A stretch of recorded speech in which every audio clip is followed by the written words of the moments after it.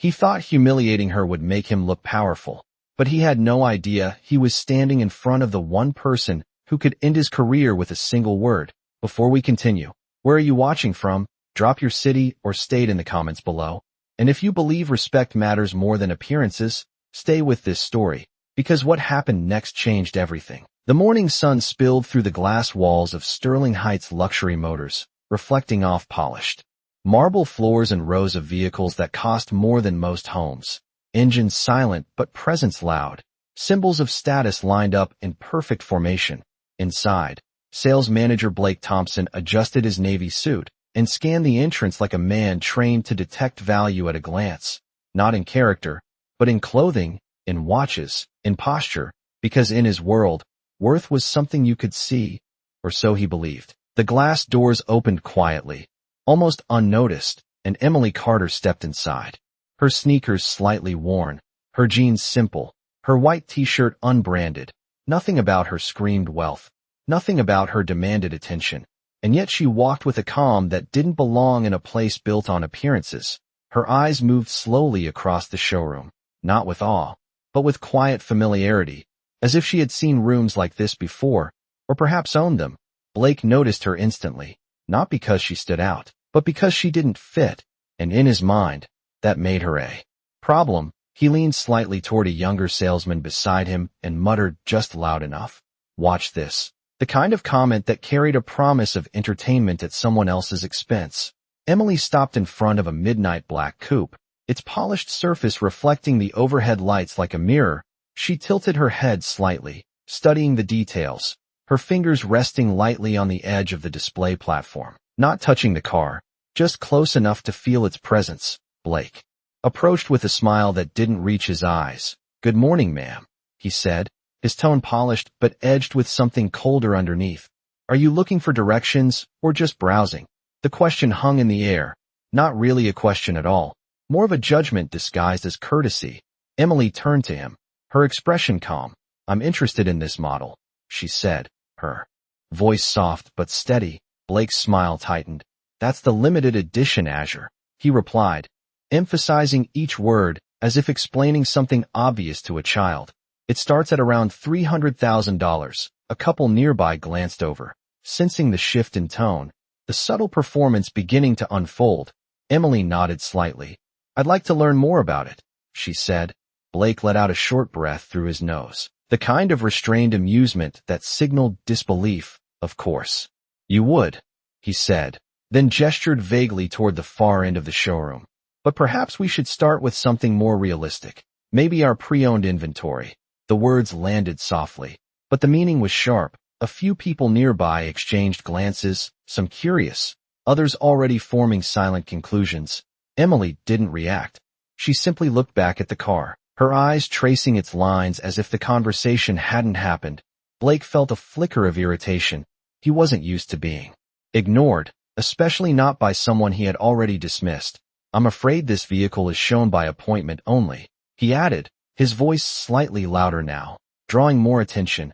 "Our serious clients usually schedule in advance." The emphasis on serious clients lingered in the air, heavy with implication. The room grew quieter, not silent, but aware, like an audience sensing the moment before something uncomfortable unfolds. Emily finally looked at him again, her gaze steady.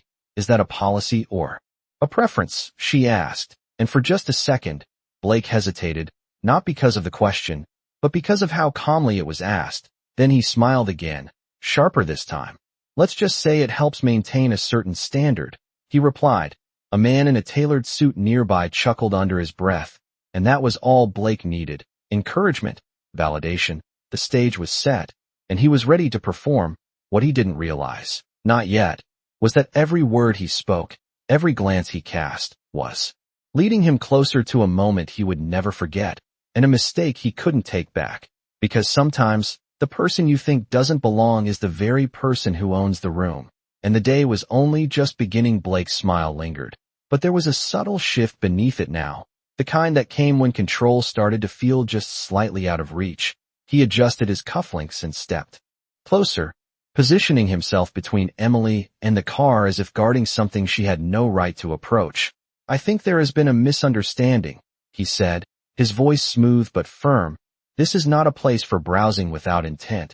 Emily's eyes remained on the vehicle for a moment longer before she slowly turned back to him, her expression unchanged. "I do have intent," she replied, her tone calm enough to feel almost out of place in the tightening air around them.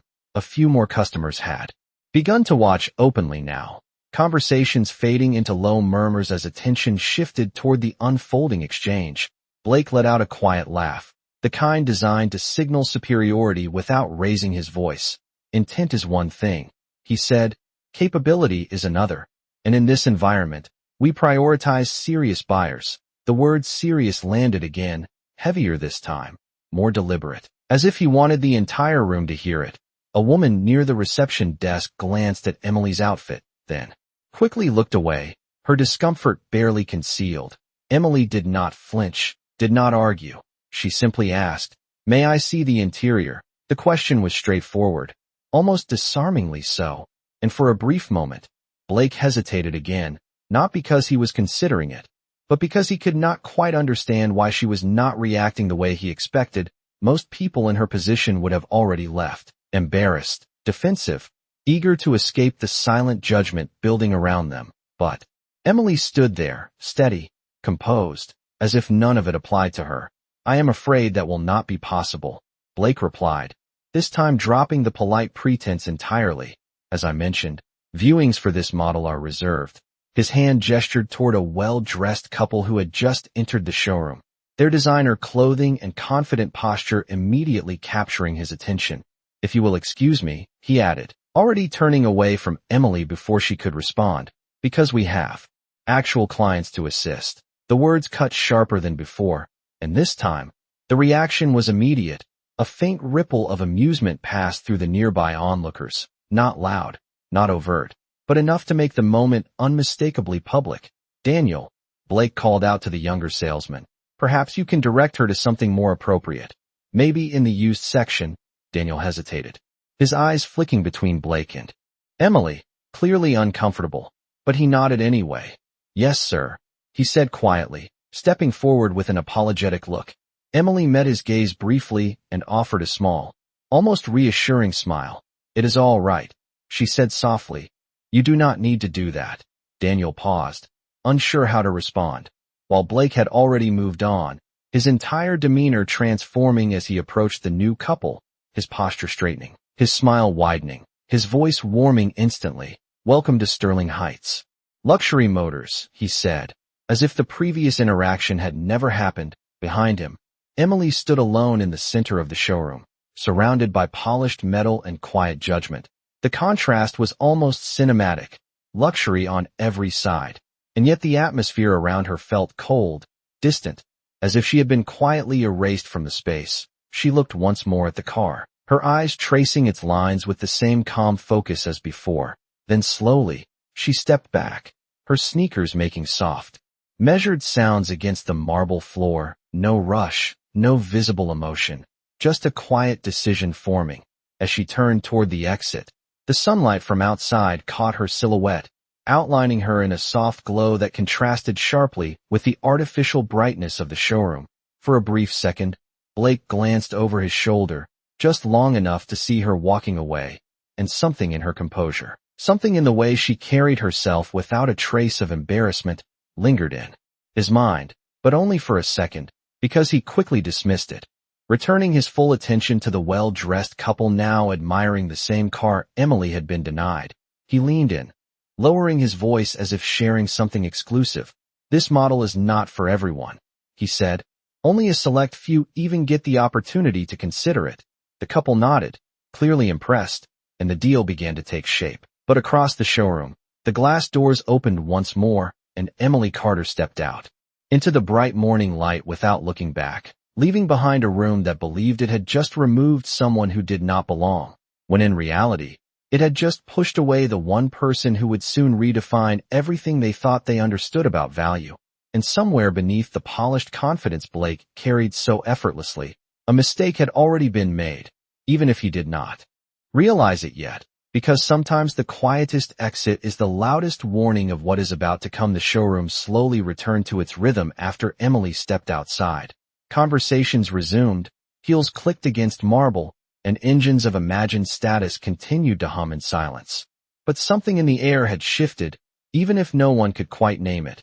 Blake stood beside the well-dressed couple, his confidence fully restored, his voice smooth and controlled as he guided them through every detail of the vehicle, handcrafted interior, precision engineering, exclusivity limited to only 15 units nationwide. The couple listened intently, impressed not only by the car, but by the performance Blake delivered, because for him, selling was not just about cars, it was about reinforcing who belonged and who did not. And in his mind, he had just proven that point perfectly. Daniel lingered a few steps behind, still unsettled, his eyes drifting occasionally toward the glass doors where Emily had disappeared. There had been something about her, something that did not match the usual pattern, not the way she dressed, but the way she reacted, or rather, the way she did not react at all. Most people would have argued, defended themselves, or left quickly with visible embarrassment, but she had walked out with a calm that felt deliberate, almost controlled, like someone who had already made a decision long before entering the room. Daniel shook the thought away, reminding himself that people like her did not belong in places like this. That was how the system worked. That was how it had always worked, and Blake was living proof of that. Across the showroom, the couple began discussing financing options, their voices low but eager. Blake nodded along, already calculating the commission in his mind, when suddenly, the receptionist's phone rang, the sharp tone cutting cleanly through the ambient noise. She picked it up quickly, her posture straightening as she listened, her expression shifting from routine politeness to something more alert. "Yes, this is Sterling Heights Luxury Motors," she said, her voice steady but attentive. There was a pause, a longer one this time, and then she glanced toward Blake, her eyes narrowing slightly as if trying to confirm something. "One moment, please," she added, covering the receiver as she stood and walked briskly across the floor. Blake noticed immediately, excusing himself from the couple with a practiced smile. "I will be right back," he said, his tone confident, unaware that the next few seconds would begin to unravel everything he had built. The receptionist leaned in, lowering her voice. "There is a call for management," she said, something about a corporate inquiry. Blake frowned slightly. Corporate inquiries were not unusual, but the timing felt odd. "I will take it," he replied, following her back toward the desk. He picked up the phone with the same authority he carried in every interaction. "This is Blake Thompson, sales manager. How can I assist you?" There was a brief silence on the other end, not empty, but measured, as if the person speaking was choosing their words carefully. Then a calm voice responded, "We are calling regarding a recent evaluation of your location." Blake's expression shifted subtly. "Evaluation," he repeated, his tone still controlled, but now edged with curiosity. "Yes," the voice continued, "and we would like to confirm a few details about your customer experience policies." Blake straightened slightly, sensing an opportunity to reinforce his professionalism. "Of course," he said, "we maintain very high standards here, particularly when it comes to client qualification." Another pause, longer this time, almost deliberate, and then the voice asked, "And how do you determine who qualifies as a serious client?" Blake did not hesitate, years of habit guiding his response. "We assess based on intent, presentation, and likelihood of purchase," he explained, his words precise, confident, rehearsed. "I see," the voice replied, calm, neutral, and just a touch colder now. "And are those assessments made before or after you offer full service?" Blake's fingers tightened slightly around the receiver, though his voice remained steady. "We prioritize efficiency," he said, ensuring that our resources are directed appropriately. Across the showroom, Daniel watched from a distance, something about the conversation pulling his attention back again. The tone, the stillness, the way Blake's posture had shifted just enough to signal that this was no ordinary call. On the other end of the line, the voice spoke again, slower now, clearer. "Thank you for confirming. That is very helpful." Blake waited, expecting the conversation to conclude, but instead, the voice added one more sentence. "And for a brief moment, everything seemed to pause. We will be reviewing your conduct from this morning." Blake's eyes flickered, just slightly, a reaction so small it might have gone unnoticed. But in that instant, something inside him registered, something he could not yet define, because while the showroom continued its polished routine around him, The quiet certainty he had relied on all day was beginning to crack, and somewhere beyond those glass doors, the story he thought he controlled was already moving in a direction he had not seen coming. Because sometimes the real decision is not made in the room, but after someone chooses to walk out of it. Blake remained still for a moment. After the call ended, the receiver slowly lowering back into its cradle with a quiet click that seemed louder than it should have been, the words replaying in his mind with an unfamiliar weight. Reviewing your conduct from this morning. It was not an accusation, not yet, but it was something far more unsettling. A signal that someone had been watching, someone who had seen exactly what had happened. He straightened his tie instinctively, glancing around the showroom as if trying to confirm that everything was still as it should be. The cars gleamed under the lights. The couple waited patiently near the Azure. Daniel stood off to the side pretending to organize paperwork. Everything looked normal, and yet it did not feel that way anymore. Blake walked back toward the couple, his smile returning, though this time it required effort. Now, as I was saying, this model offers a level of exclusivity that is unmatched, he continued, but his voice lacked the effortless confidence it had. Carried earlier, the couple nodded, still engaged, but there was a slight delay in his responses now, a hesitation that had not been there before. Across the room, Daniel noticed it immediately, the smallest crack in a man who had always appeared unshakable, and for the first time that day, Daniel felt a quiet sense of unease settle in his chest, because whatever that call had been, it mattered. The minutes passed. The showroom continued its performance, but Blake's focus drifted, fragments of the morning resurfacing, Emily's calm voice, her steady gaze, the question she had asked, is that a policy or a preference? At the time it had felt insignificant, just another attempt from someone who did not understand how things worked, but now, it echoed differently, sharper, more deliberate, as if it had been setting something in motion. He excused himself briefly, stepping away under the pretense of checking on inventory, but in reality, he needed a moment to think. He walked toward the back office, the sound of his shoes against the marble floor suddenly louder, more noticeable. The door closed behind him, muting the noise of the showroom. Inside, the air felt cooler, quieter, and for the first time all day, Blake allowed the confidence to slip from his expression. Just slightly, he leaned against the desk, replaying the sequence again, her entrance, her request, his response, the way the room had watched, the way she had left, not hurried, not embarrassed, just gone. And then that call, precise, controlled, asking exactly the right questions, as if it had been building a case rather than gathering information. Blake exhaled slowly, trying to dismiss the feeling. Corporate reviews happened, customer complaints happened. It was part of the business, and he had always managed them without consequence. Because results mattered, numbers mattered, and his numbers were strong. He reminded himself of that, clinging to it as a source of stability. But even as he did, another thought pressed forward, quieter, harder to ignore. What if this was different? What if she was different? Outside, the sunlight had shifted slightly, casting longer reflections across the glass facade of the building.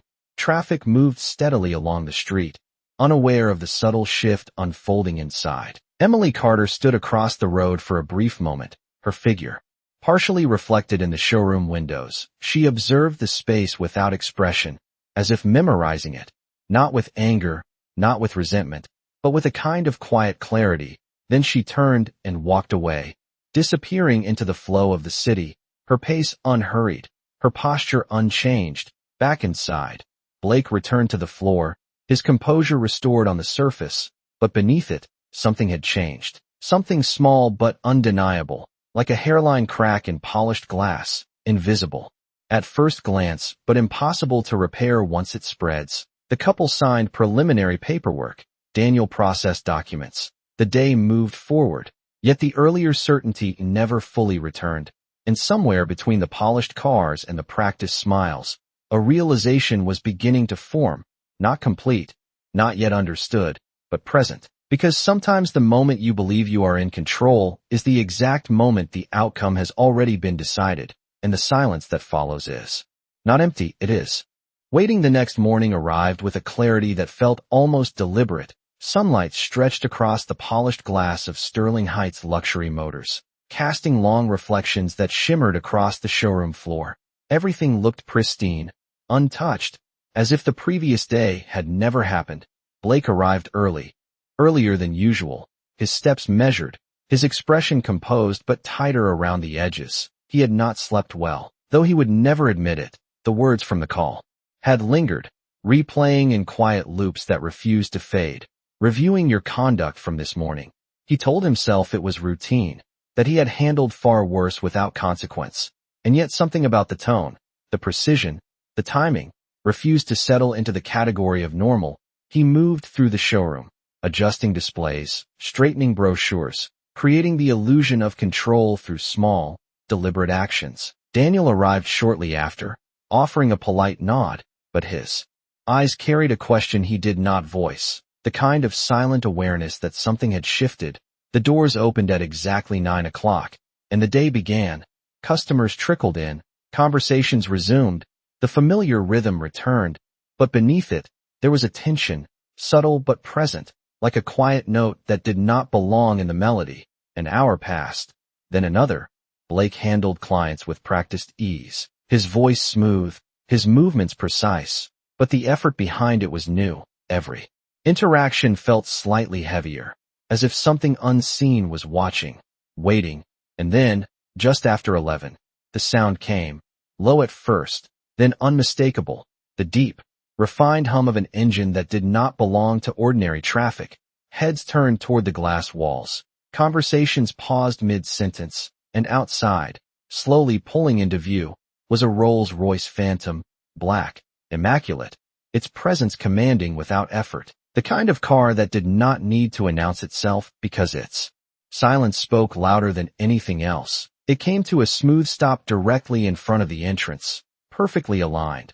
As if it had done this 1,000 times before, the showroom fell into a hush, not complete silence, but something close to it, a collective pause where attention gathered in one place. Blake felt it before he fully saw it, that shift in energy, that subtle tightening of the room. He turned slowly, his eyes landing on the vehicle, and for a brief moment, something inside him stilled, not fear, not yet, but recognition, the kind that arrives before understanding. The driver stepped out first, dressed in a tailored suit, his movements precise, professional. He walked around to the rear door and opened it with a quiet, deliberate motion, no rush, no hesitation, just certainty. And then, she stepped out. Emily Carter, the same worn sneakers, the same simple jeans, the same white shirt, unchanged, and yet everything about the way she stood felt different, not louder, not more dramatic, just undeniable. The contrast between her appearance and the car behind her did not create confusion. It created clarity, the kind that silences assumptions instantly. Inside, Daniel's eyes widened, his breath catching slightly as recognition settled in. The room reacted in fragments, whispers, exchanged glances, the sudden stillness of movement. Blake did not move at first, his posture fixed, his expression caught somewhere between certainty and something else he could not yet define. Emily stepped forward, her pace unhurried, the glass doors opening automatically as she approached, the soft sound marking her entrance. And as she crossed the threshold, the entire atmosphere shifted, not because she demanded it, but because it followed her, like something inevitable. Blake took a step forward instinctively, his mind racing to reconcile what he was seeing with what he believed to be true. The distance between them closed slowly, each step echoing louder than it should have on the marble floor.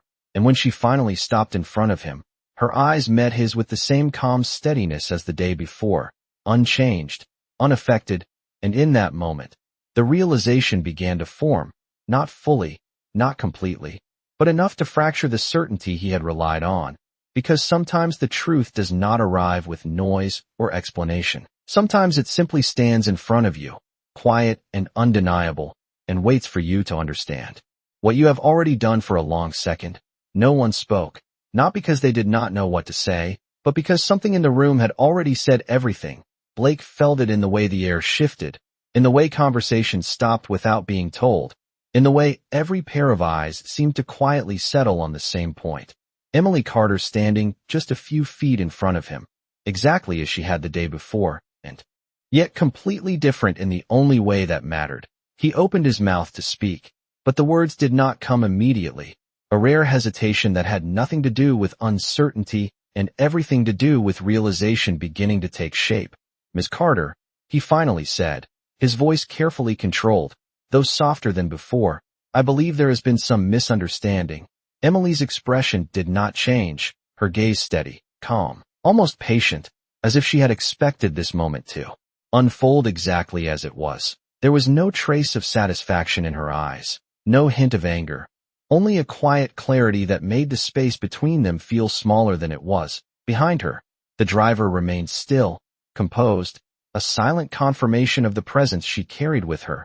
Around them, the showroom held its breath. Employees stood frozen in place. Customers watched openly now, no longer pretending not to notice. Daniel stood near the desk, his hands still, his attention fixed on the exchange, because this was no longer just a conversation. This was something else, something that felt like a line being drawn in real time. Emily spoke, her voice even, measured. "I do not believe there was a misunderstanding," she said, and the simplicity of the statement carried more weight than anything louder could have. Blake's posture shifted almost imperceptibly, his shoulders tightening as he searched for footing. "I assure you, that was not our intention," he replied, choosing each word carefully now, as if precision could undo what had already been done. "Our policies are designed to maintain a certain standard of service." The same phrase, repeated, but this time it sounded different, not confident, not assured, just hollow. Emily tilted her head slightly, considering him, and then she asked, "Is that what you call it? Standard?" The question was not sharp, not confrontational, but it landed with a quiet force that echoed through the silence. Blake felt it, the subtle shift of control slipping away. He tried to recover it. "Of course," he said, forcing a small smile. "We strive to provide the best experience for all clients."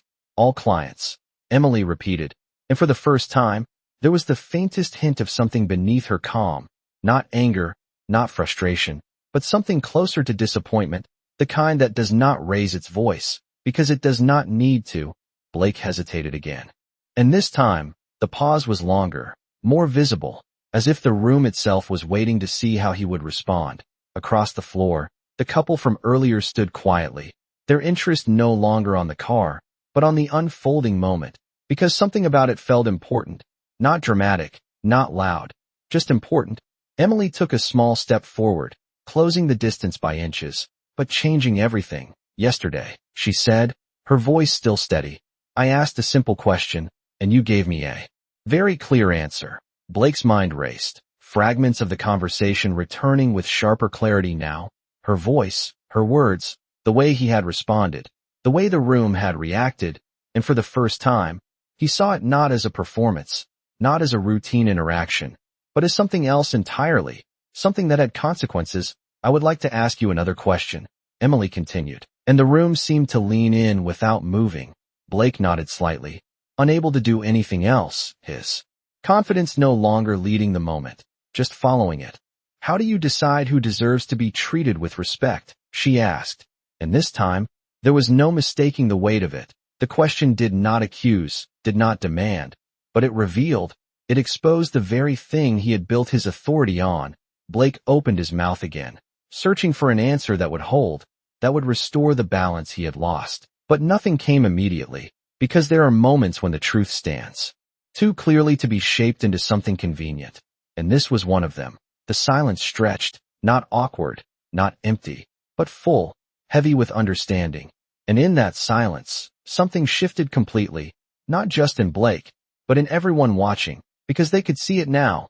The difference between what had been said yesterday and what was being understood today.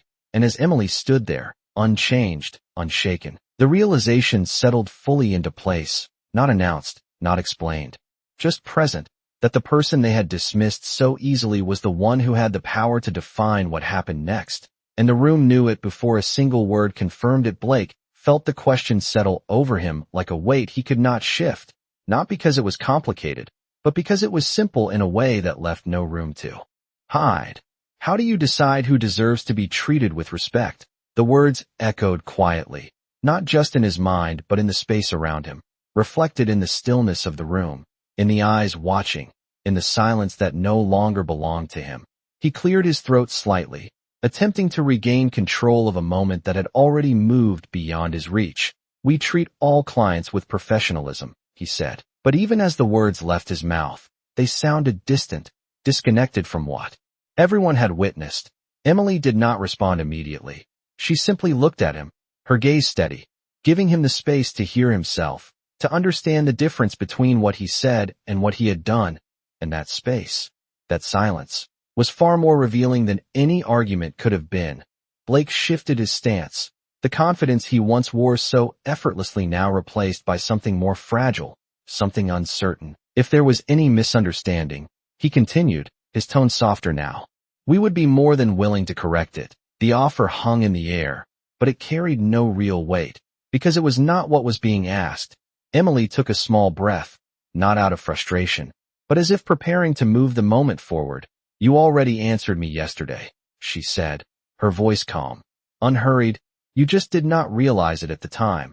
The words landed with quiet precision, not sharp, not raised, but impossible to ignore. Around them, the showroom remained still, the polished environment now serving as a backdrop to something far more human, something that could not be hidden behind glass or branding. Daniel felt it too. The shift from transaction to truth, from performance to consequence. Blake's eyes flickered, searching for something to hold on to, but there was nothing left to frame the situation in his favor. No policy, no phrasing, no practiced response. Just the reality of what had happened and the understanding that it had been seen, fully, clearly, without distortion. Emily glanced briefly around the room, not to draw attention, but to acknowledge it, to recognize the witnesses who had become part of the moment without intending to. Then she looked back at Blake, her expression unchanged. "I did not come back for an apology," she said, and that alone shifted everything again, because it removed the one outcome he had been trying to reach. "I came back so you would understand the difference between appearance and value." The sentence was simple, but it carried a depth that settled into the room like a quiet truth. Blake felt it more than he heard it, the realization deepening, not as a sudden shock, but as a gradual clarity that made everything else fall away. Behind Emily, the driver stepped slightly aside, revealing another figure approaching from the entrance, a man in a dark suit, his posture composed, his presence unmistakably authoritative. He moved with purpose but without urgency, as if he already knew exactly where he belonged. The man stopped just a few steps behind Emily and gave a respectful nod. "Miss Carter, everything is ready," he said, his voice low but clear. The name hung in the air, heavier now, no longer just a name, but a confirmation. Blake's breath caught slightly, not visibly, but enough for him to feel it. Carter, the connection forming in his mind, incomplete, but rapidly aligning. Emily nodded once, acknowledging the statement, and then turned her attention back to Blake, her calm never breaking. "You mentioned yesterday that this place maintains a certain standard," she said, and this time, there was a subtle shift in her tone, not stronger, not louder, just more defined. "I agree. It should." Blake felt the ground beneath his certainty give way completely, the words he had used now returning to him, not as tools, but as mirrors, reflecting exactly what he had built and how easily it could be undone. The man behind Emily stepped forward slightly, his presence now impossible to ignore. "We will be implementing some changes effective immediately," he added, his voice steady, professional, and final. The room reacted in silence, not confusion, not chaos, just a quiet understanding that something significant had just been set in motion. Blake stood there, the weight of the moment fully settled now, not dramatic, not explosive, just undeniable, because sometimes consequences do not arrive with noise. Sometimes they arrive with clarity, with calm, with the quiet certainty that what has been revealed cannot be unseen. And as Emily Carter stood before him, unchanged in every visible way, the truth of who she was, and what he had failed to see, became impossible to ignore. The words settled into the room with a quiet finality that no one could interrupt, not because they were loud, but because they were certain. "We will be implementing some changes effective immediately." The man's voice still echoed softly against the marble and glass, and in that moment, the showroom was no longer a place of polished transactions. It had become a place of realization. Blake stood motionless, his mind catching up to what had already been decided. His authority, once unquestioned within these walls, now felt distant, like something that had belonged to him only a few minutes ago, but no longer did. He looked at Emily again, searching for something that might soften the situation, some sign that this could still be reframed, but there was nothing in her expression that suggested hesitation, only clarity, the kind that does not need to explain itself. Around them, the staff remained still, not out of fear, but out of awareness. They understood that what was happening was not just about one interaction. It was about something larger, something that extended beyond a single moment into the foundation of how things had been done. Daniel felt it most clearly, standing just far enough away to observe everything without being part of it, his earlier uncertainty now replaced by a deeper understanding. The way Emily had carried herself, the way she had asked her questions, the way she had left without reacting, it all made sense now. It had not been passivity. It had been control. Blake finally spoke, his voice quieter than anyone in the room had ever heard it. "I was doing my job," he said, the words sounding less like a defense and more like an attempt to understand himself. Emily did not interrupt. She let him continue. "Because sometimes people reveal more when they are allowed to speak. We have to make quick judgments," he added, glancing briefly at the surrounding cars as if they might support him. "We cannot treat everyone the same." The statement hung there, exposed. And this time, no one nodded, no one agreed, because now it sounded exactly like what it was. Emily stepped slightly to the side, creating just enough space for the man behind her to move forward, his presence now fully integrated into the moment, as part of what was unfolding rather than something separate from it. "Mr. Thompson," he said, his tone professional but firm, effective immediately, "you are relieved of your position as sales manager at this location." The sentence was delivered without emphasis, without anger, just a clear statement of fact, and that made it heavier, not lighter. Blake's breath caught again, more visibly this time, the words landing with a finality that left no room for negotiation. For a brief second, the room seemed to pause even deeper, as if acknowledging the exact moment something irreversible had taken place. Blake looked around instinctively, perhaps expecting support, perhaps expecting resistance. But there was none, only silence, the kind that reflects understanding rather than confusion. His shoulders lowered slightly, not in defeat, but in recognition. The certainty he had carried so confidently now replaced by something more honest, something quieter. Emily watched him, not with satisfaction, not with triumph, but with a steady calm that suggested this outcome had never been about him personally. It had been about the standard he had claimed to represent, and how far he had fallen from it. The man continued, "We will also be reviewing internal policies to ensure that every client is treated with respect, regardless of appearance." The words echoed the lesson that had already been made clear, reinforcing it without needing to raise the tone. Daniel felt something shift inside him as well, not fear, but perspective, the kind that changes how you see things moving forward. Blake nodded slowly, not arguing, not resisting, because there was nothing left to argue. The truth of the situation had already been established, and it was not something that could be undone with explanation. He took a small step back, the space between him and Emily widening. And in that space, everything that had been assumed the day before now felt misplaced, as if it had belonged to a different version of reality. Emily turned slightly, her attention moving away from him, not dismissively, but naturally, as if the moment had reached its conclusion, and there was nothing more to add, because sometimes justice does not need to be loud to be complete. Sometimes it arrives quietly, settles firmly, and leaves behind a clarity that changes everything without saying another word. And in that stillness, the showroom understood, not through instruction, but through what they had just witnessed, that respect was never about who you think someone is, but about how you choose to treat them before you know. The silence did not break immediately after. The decision was spoken. It lingered, stretching across the showroom like a final note that refused to fade. Not uncomfortable, not chaotic, but complete. Blake stood where he was for a moment longer, his presence no longer commanding the space, just part of it. The authority he once carried now replaced by a quiet understanding that what had happened was not sudden, not unfair, but the natural result of something he had built over time.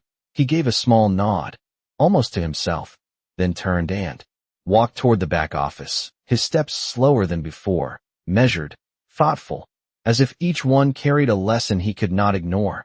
No one stopped him. No one spoke, because there was nothing left to say. The outcome had already been accepted by the room, not imposed, not forced, simply understood. Emily watched him go for a brief moment, her expression unchanged, not cold, not sympathetic, just steady, as if she recognized that this was not the end of a person, but the end of a pattern. And that distinction mattered more than anything else. The man beside her adjusted his posture slightly, waiting, but not rushing, because even now, the pace of the moment remained hers to set. Emily turned her attention back to the showroom, her gaze moving across the employees, the customers, the space itself, and in that quiet scan, something shifted again, not dramatically, but clearly. The atmosphere softened, not in tension, but in awareness. Daniel straightened slightly, meeting her eyes. For a brief second, and in that exchange, something unspoken passed between them. Not fear, not approval, but recognition, the kind that changes how a person chooses to act moving forward. Emily stepped toward the center of the room, her voice calm as she spoke. "This place represents more than vehicles," she said, and every word carried without effort. "It represents how people are treated before anything is bought or sold." The employees listened, not because they were instructed to, but because they wanted to, because the moment had earned their attention. "Respect is not something you offer after you decide someone deserves it," she continued. "It is something you show before you know anything about them." The sentence settled into the space, not as a rule, but as a truth, simple, clear, undeniable. The man beside her nodded slightly, as if confirming what had already been established. "We will begin implementing new training immediately," he added, ensuring that this standard is not just spoken, but practiced. The staff responded quietly, not with applause, not with forced agreement, but with something more meaningful, a shift in posture, a change in attention, the beginning of something different. Outside, the Rolls-Royce remained parked in perfect stillness, its presence now less about status and more about the moment it had carried into the room. Emily glanced toward it, briefly, then back at the people in front of her, and for the first time, there was the faintest hint of warmth in her expression, not dramatic, not emphasized, just enough to remind everyone that this had never been about proving power. It had been about restoring balance. She turned to leave, her steps as calm as when she had entered, the glass doors opening once more as she approached, sunlight catching her silhouette again. But this time, the contrast felt different, not between her and the room, but between what the room had been and what it had become. Daniel watched her exit, his mind already reshaping how he would approach the next person who walked through those doors, the next conversation, the next moment that might seem small, but was not, because he understood now that every interaction carried weight, even the ones that felt routine. Behind him, the showroom slowly returned to motion, conversations resumed, but they were different now, quieter in tone, more aware. The polished surfaces still reflected the same light. The cars still stood in perfect lines, but something fundamental had changed, something that could not be seen in glass or chrome, but could be felt in the way people looked at one another. And as the doors closed behind Emily Carter, the lesson she left behind did not echo loudly. It did not demand attention. It simply remained, steady and clear, a quiet reminder that dignity is not earned by status, but revealed through how it is given. And that day, the room remembered what respect truly looks like.